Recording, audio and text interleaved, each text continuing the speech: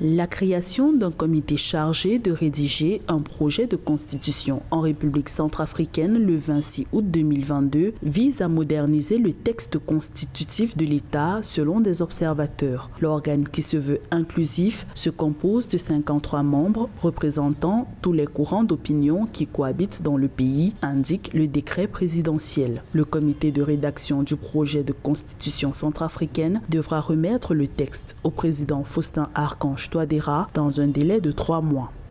Parlons des faiblesses de cette constitution. J'ai énuméré un certain nombre d'articles discriminatoires, à l'exemple de l'expression de l'article 36 de cette constitution qui dispose qu'il faut avoir un minimum de 35 ans le jour même du dépôt de candidature à la présidence de la République. Donc ça, je pense que c'est discriminatoire à l'endroit des jeunes. Parce que la charte africaine de la jeunesse dispose qu'il faut avoir de 18 à 35 ans pour être jeune, et à partir de 35 ans en allant, on est plus jeune. Donc ça veut dire que cette fonction est réservée seulement aux vieux.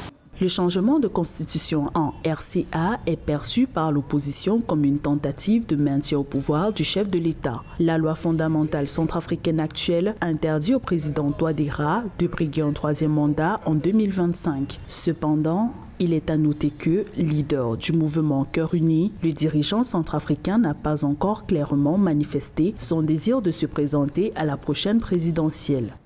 Le président de la République très clairement a confirmé qu'il était bien derrière les manifestations visant à modifier, à réviser ou encore à avoir une nouvelle constitution pour la République.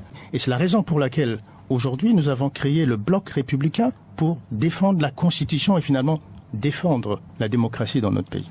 La modification de la Constitution du 30 mars 2016 se fera par voie référendaire selon un calendrier qui n'est pas encore défini. Le choix du référendum comme mode d'adoption ou de rejet d'une nouvelle loi fondamentale découle d'une incompétence de l'Assemblée nationale. En effet, des experts révèlent que la réforme constitutionnelle n'est possible que par adoption de l'Assemblée nationale et du Sénat, qui n'est pas encore opérationnel, ou encore par le vote de l'ensemble de la population centrafricaine.